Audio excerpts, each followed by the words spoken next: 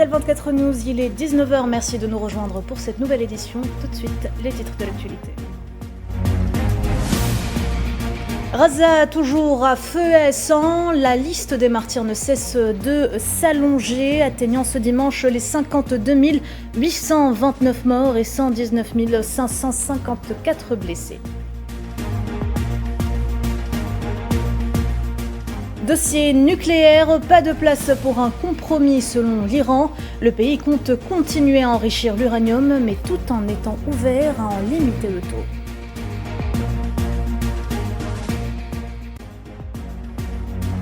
Et puis suite au constat de manquement flagrant et répété de la partie française au respect des procédures consacrées en matière d'affectation d'agents auprès des représentations diplomatiques et consulaires françaises en Algérie, une quinzaine d'agents français dont 2 agents du ministère de l'Intérieur français sommés de quitter immédiatement Alger.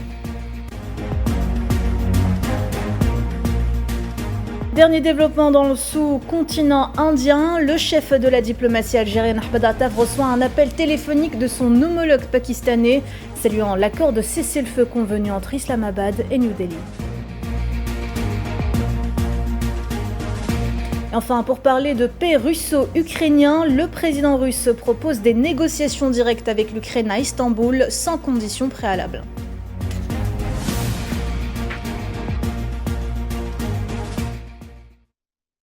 Bonsoir à toutes et à tous. Gaza toujours à feu et à sang. Après une nouvelle journée interminable de bombardements, la liste des martyrs ne cesse de s'allonger, atteignant ce dimanche les 52 829 morts et 119 554 blessés. Selon les autorités palestiniennes de la santé, les corps de 19 martyrs et 81 blessés sont arrivés dans les hôpitaux de Gaza au cours des dernières 24 heures. À noter que les corps de nombreuses victimes se trouvent encore sous les décombres.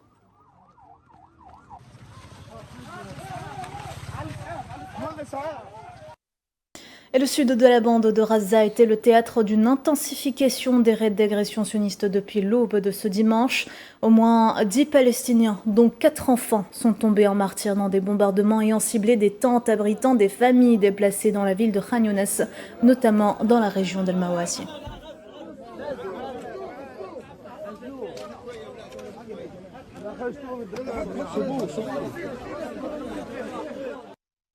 Et c'est presque devenu une habitude. Chaque jour, les familles des Palestiniens tombés en martyrs se rassemblent pour faire leurs adieux à leurs proches, arrachés à la vie par les forces d'occupation. Inconsolables, certains peinent à réaliser le cauchemar qu'ils subissent quotidiennement, comme c'était le cas ce dimanche matin. On écoute ce témoignage.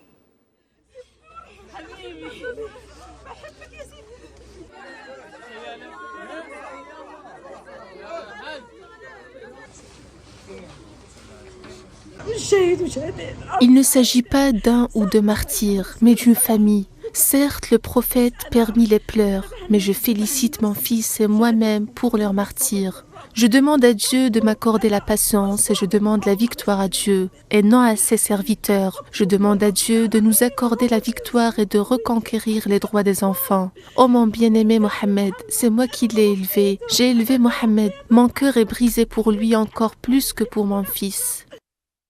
Et cela fait 70 jours qu'aucune aide ne pénètre dans la bande de Gaza. L'Office de secours et de travaux de l'ONU pour les réfugiés palestiniens à ce propos avertit que la poursuite du blocus humanitaire sioniste dans l'enclave est en passe de causer des dommages irréversibles à d'innombrables vies. Dans un message publié sur les réseaux sociaux, l'UNRWA ajoutera disposer de plusieurs camions d'aide postés aux frontières et prêts à livrer toutes les denrées nécessaires à la survie des centaines de milliers de Palestiniens laissés à l'abandon.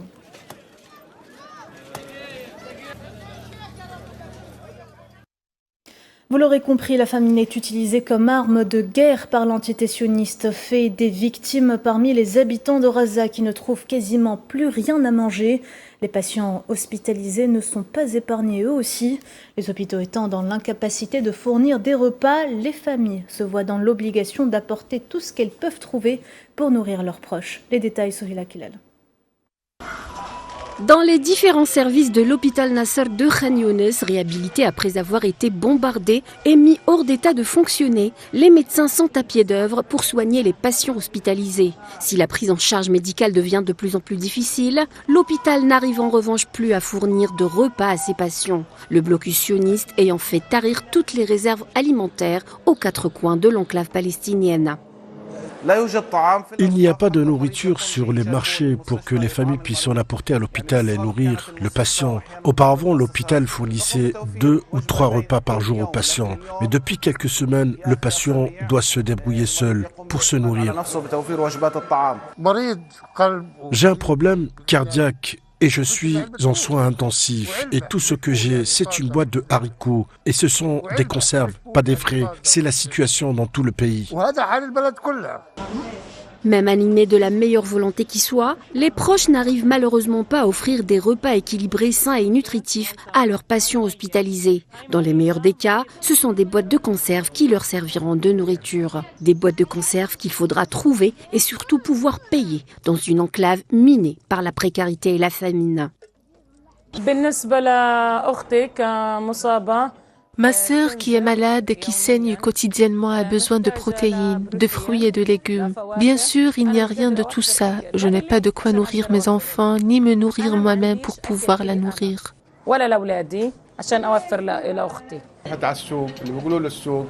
Je suis allé au marché et j'ai trouvé une boîte de thon et 2 boîtes de haricots. Comment cela peut-il suffire pour un patient alité depuis un mois et qui a cruellement besoin de manger et de boire? Après 19 mois de génocide, où la faim est utilisée comme redoutable arme de guerre, la malnutrition est en hausse. Selon l'ONU, des milliers d'enfants ont été diagnostiqués avec une malnutrition aiguë au cours du mois dernier et les adultes ne bénéficient pas non plus d'une nutrition adéquate. Quant aux femmes enceintes et aux jeunes mères, elles seraient 16 000 à être confrontées cette année à une malnutrition aiguë. Des chiffres glaçants qui laissent présager le pire. Et en plus de l'absence de nourriture, l'accès à l'eau potable est également devenu un combat au quotidien. Privés de ressources vitales et piégés dans une enclave assiégée, plus de 2 millions de Palestiniens luttent pour se procurer les denrées les plus essentielles à leur survie. Maria Schreier. Ils courent derrière ce camion-citerne comme si c'était leur ultime chance de survie, et c'est réellement le cas. À Gaza, boire de l'eau est devenu un acte de survie, un besoin vital et un droit élémentaire devenu un luxe dans un territoire en agonie. Pieds nus, en sueur, ils se précipitent pour être servis. Malgré la situation effroyable, c'est l'entraide qui prime. Nous peinons énormément à avoir un accès à l'eau potable, même salée. Comme vous pouvez le constater, nous attendons un jour ou deux l'arrivée des camions de charité. Et ce n'est toujours pas suffisant. À quoi peuvent servir 1 ou 2 gallons d'eau pendant une journée entière? Nous souffrons terriblement. Nous ne trouvons pas d'eau potable, même pas pour nous laver les mains. L'eau est indisponible. Après une longue lutte, nous parvenons difficilement à obtenir une bouteille d'eau. Nos enfants meurent de soif. Dans une enclave assiégée, pour survivre, les habitants doivent dépendre des ONG et attendre l'eau acheminée par camion. Une situation intenable aggravée par le manque de nourriture et l'absence de soins. Beaucoup se retrouvent contraints de boire l'eau de mer et des sources insalubres, ce qui provoque des maladies graves, aggravant encore plus leur détresse. Je suis obligé de boire de l'eau salée, je n'ai pas le choix, cela provoque des infections intestinales et il n'existe même pas de médicaments pour traiter ces maladies. Parfois nous souffrons de diarrhée sévère, de vertiges à cause de l'eau salée que nous sommes obligés de boire lorsqu'il n'y a pas d'eau potable. Dans ce territoire enclavé, plus de 2 millions de Palestiniens peinent chaque jour à accéder à une ressource pourtant vitale. À Gaza, l'eau est devenue une question de survie, et tant que le blocus persiste, les robinets resteront vides et l'espoir noyé dans le silence. Et en dehors de Gaza, les forces d'occupation sionistes ont arrêté un certain nombre de Palestiniens à la suite d'une campagne d'arrestation qui touchait des villes et des villages de Cisjordanie occupés à l'aube de ce dimanche. Selon l'agence de presse palestinienne Wafa, les forces d'occupation ont arrêté au moins 9 Palestiniens dans les gouvernorats de Naplouse, Ramallah et Beit Lahem, tandis que les raids sionistes se poursuivent dans divers camps et villes de la région.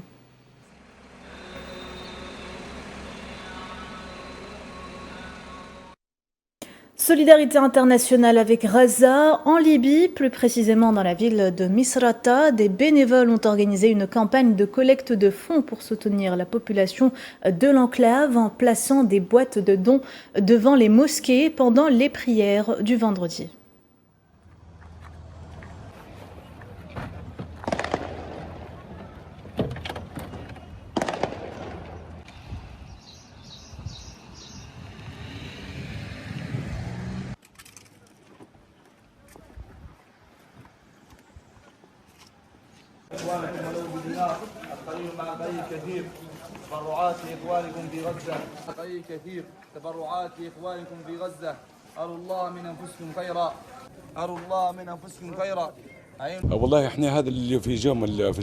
Ce vendredi à la mosquée Ammar ibn Yasser, une campagne de dons est organisée pour les populations défavorisées de Gaza. C'est tout ce que nous pouvons faire, donner de l'argent. C'est le djihad que nous pouvons offrir. Le djihad que nous pouvons offrir est un djihad financier. Si Dieu le veut, il nous accordera la victoire ainsi qu'au peuple de Gaza. Et puisse-t-il accorder le succès à tous.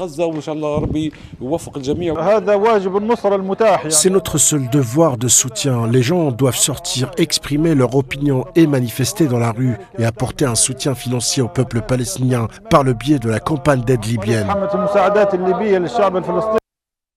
Violation sioniste continue de l'accord de trêve au Liban. Le président du Parlement libanais a souligné que l'ennemi sioniste cherche par l'escalade à entraîner le pays vers la normalisation, ce qui est selon lui inacceptable, soulignant que la normalisation avec l'entité sioniste est une trahison qui n'aura jamais lieu. Toujours selon Nabih Berri, l'entité sioniste, à travers sa récente intensification des attaques, tente d'imposer une nouvelle réalité politique et de terrain dans le pays. Et en ce qui concerne l'absence de réponse militaire directe aux attaques répétées des forces sionistes, le président du Parlement libanais expliquera, je cite, que le Liban reste attaché à l'accord de cessez-le-feu.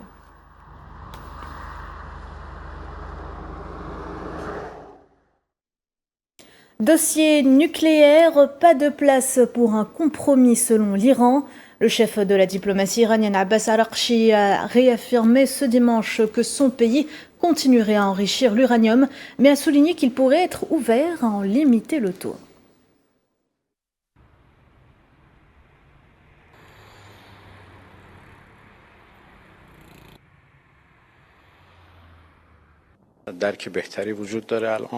Il y a une meilleure compréhension maintenant. Je peux dire que les propositions se sont quelque peu rapprochées et dans l'ensemble, je pense que les discussions progressent. De notre point de vue, l'enrichissement de l'uranium doit absolument se poursuivre et il n'y a pas de place pour le compromis. Nous pouvons envisager de limiter son ampleur, sa portée, son niveau et sa quantité pendant une certaine période afin d'instaurer la confiance, comme nous l'avons fait dans l'accord, mais le principe même de l'enrichissement n'est même pas négociable.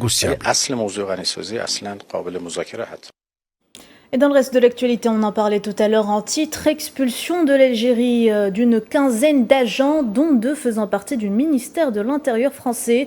Selon les sources d'Al24 News, les autorités algériennes ont demandé aux chargés d'affaires de l'ambassade de France en Algérie de procéder au rapatriement immédiat des agents français ayant fait l'objet d'une affectation dans des conditions irrégulières, après le constat de manquements flagrants et répétés de la partie française au respect des procédures consacrées en matière d'affectation d'agents auprès des représentations diplomatiques et consulaires françaises en Algérie.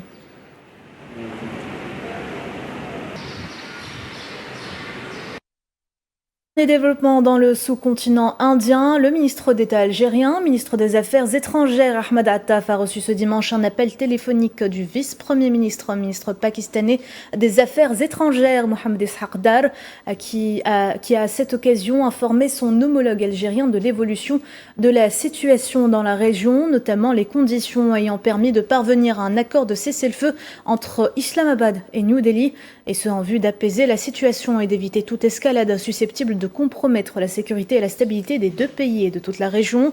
De son côté, le ministre d'État a exprimé la satisfaction de l'Algérie quant à cet accord, saluant les efforts de médiation déployés pour y parvenir en faisant valoir la diplomatie et le dialogue loin de la logique des tensions et de la confrontation.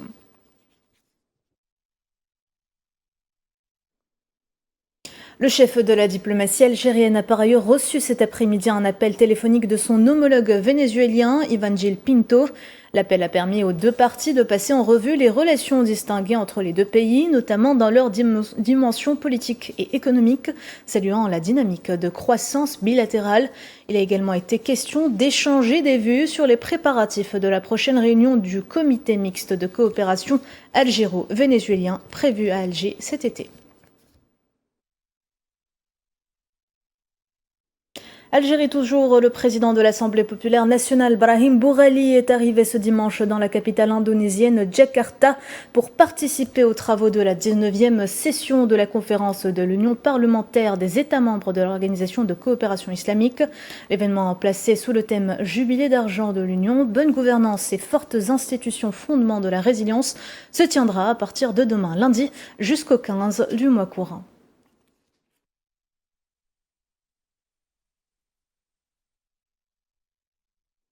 Et dans un autre sujet, la Ligue marocaine pour la défense des droits de l'homme a annoncé un sit-in illimité, une grève de la faim d'une journée entière demain lundi, et ce pour protester contre ce qu'elle considère comme des restrictions croissantes des libertés publiques et des tentatives de porter atteinte à l'indépendance des associations. Dans un communiqué publié samedi, la commission a fermement condamné ce qu'elle a décrit comme, je cite, un comportement administratif injustifié, notamment le refus de fournir un reçu pour le dépôt pour le renouvellement de son bureau central, malgré le fait que 315 jours se soient écoulés depuis sa réélection. Une violation flagrante des libertés et une violation des obligations internationales, selon la commission, qui a souligné que le droit de s'organiser n'est pas un privilège administratif accordé en fonction des humeurs politiques.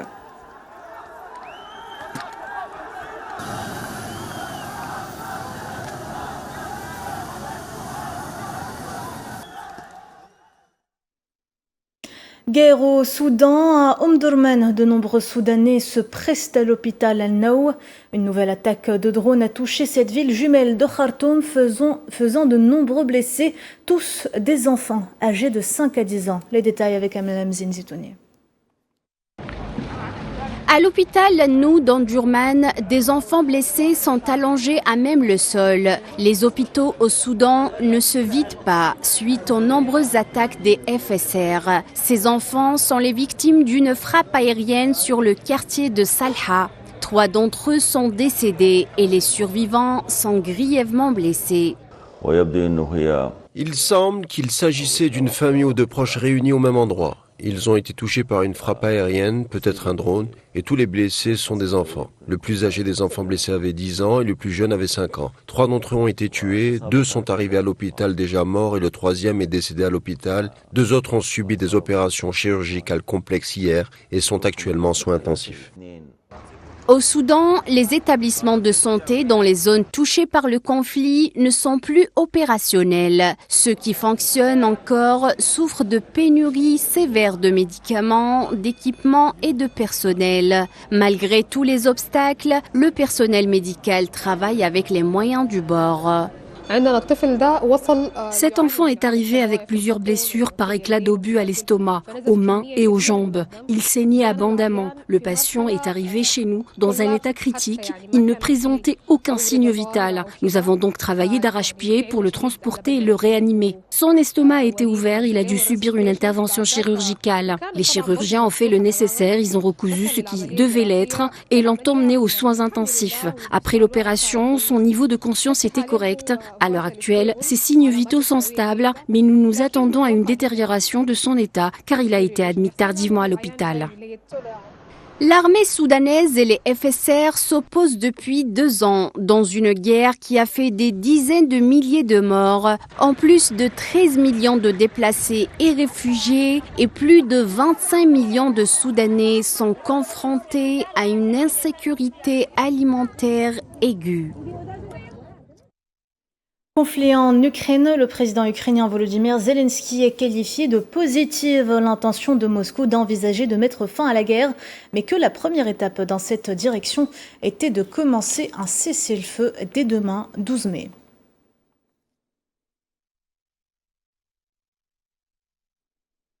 Le président Vladimir Poutine a d'ailleurs proposé ce dimanche des négociations directes avec l'Ukraine à Istanbul le 15 mai, sans conditions préalables. On écoute.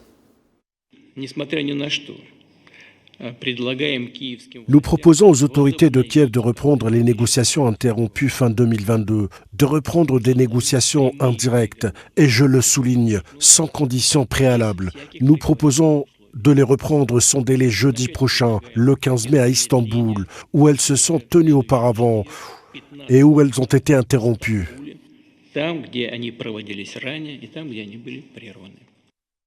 Et toujours selon le président russe, les autorités de Kiev n'ont absolument pas réagi à la proposition de cessez-le-feu et continuent à lancer des attaques de grande envergure.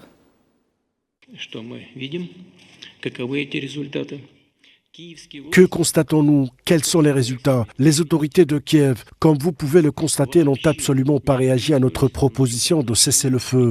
De plus, après l'annonce de notre proposition le 5 mai, comme vous vous en souvenez, les autorités de Kiev ont déjà lancé des attaques de grande envergure les 6 et 7 mai. L'attaque a impliqué 524 drones et plusieurs missiles de fabrication occidentale. Vladimir Poutine qui a par ailleurs proposé de s'entretenir avec son homologue turc Recep Tayyip Erdoğan dès jeudi à Istanbul dans le but de faciliter les pourparlers de paix russo-ukrainiens.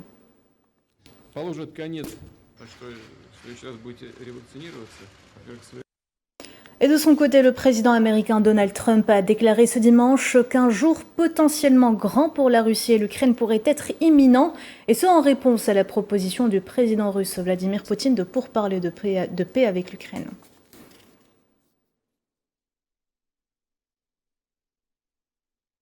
Et en France, plusieurs milliers de manifestants ont défilé ce dimanche à Paris à l'appel de plusieurs organisations et de personnalités pour dénoncer la progression de l'islamophobie dans le pays et rendre également hommage à Boubacar Cissé, jeune Malien assassiné dans une mosquée du Gard à cause de sa religion.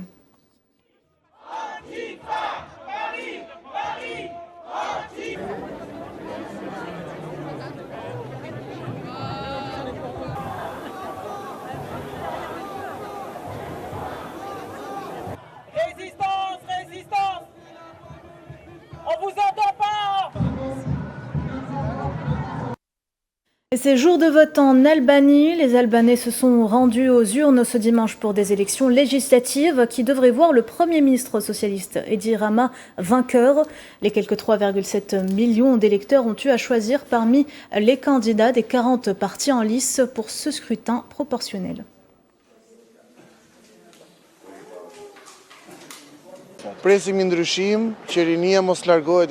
Nous voulons des changements pour empêcher les jeunes de quitter le pays. Chaque Albanais doit savoir que l'avenir n'est pas en Europe, ni pour y aller travailler, mais que nous avons notre propre pays. En Albanie, tout a changé pour le mieux et nous attendons davantage de changements pour une vie. Après ces élections, nous devons aller de l'avant et accomplir des progrès encore plus importants et poursuivre ce que nous avons commencé. Je souhaite que l'Albanie fasse partie de l'Europe. Nous voulons entrer dans l'Union européenne, mais cela ne se fera que grâce à Edi Rama, qui œuvre pour le peuple. Je pense que nous entrerons dans l'Union européenne très bientôt. Justement, le Premier ministre albanais Edi Rama espère lui aussi que son pays deviendra le prochain État membre de l'Union européenne.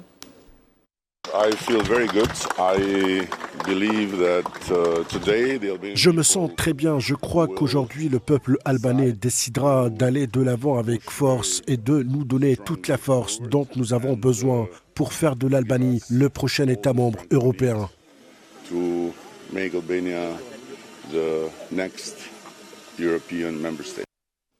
En Amérique latine, l'armée équatorienne a reçu samedi soir les corps des 11 soldats tués dans la région amazonienne équatorienne lors d'un affrontement armé avec un groupe criminel. Pour rappel, les troupes ont été attaquées lors d'une opération visant l'exploitation minière illégale dans la région d'Alto Punino vendredi, selon les déclarations du ministère équatorien de la Défense.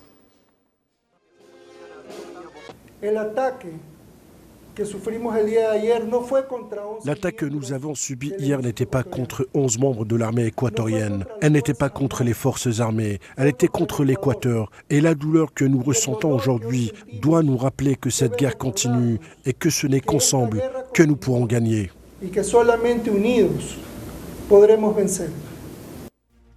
Et voilà, Madame, Monsieur, on arrive à la fin de cette édition. Merci de l'avoir suivi. Vous pouvez revoir ce programme sur nos réseaux sociaux ou bien en scannant le QR code qui s'affiche en bas de votre écran. L'actu continue sur Al24 News. À demain.